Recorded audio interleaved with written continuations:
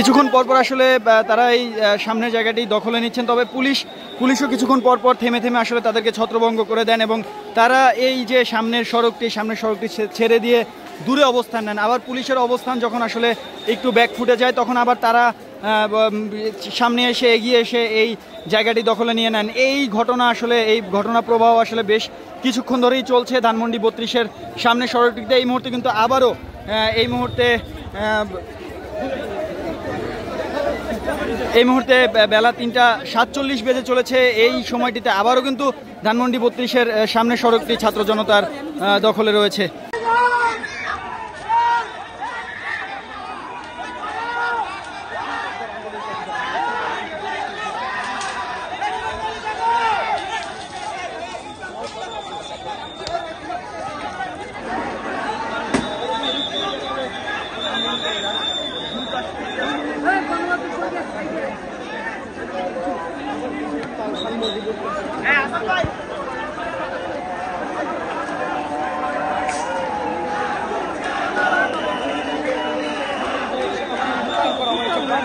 কারণ আমরা দেখতে পাচ্ছি কিন্তু এখানে ছাত্র জনতা কিন্তু অ্যাটাক করছে, ইট পাটকেল ছুটছে, এদিকে পুলিশ টিয়ার সেল ছুটছে এবং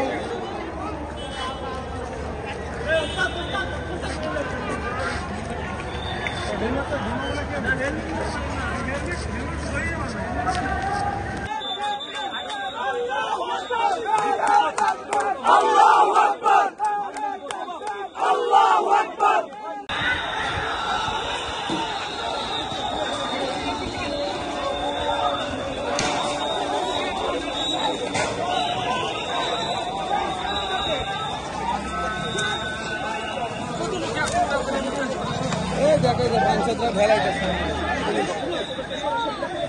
আমাদের এই ভাগে পুলিশ ভাই পুলিশ ঢালাস কেন আমাদের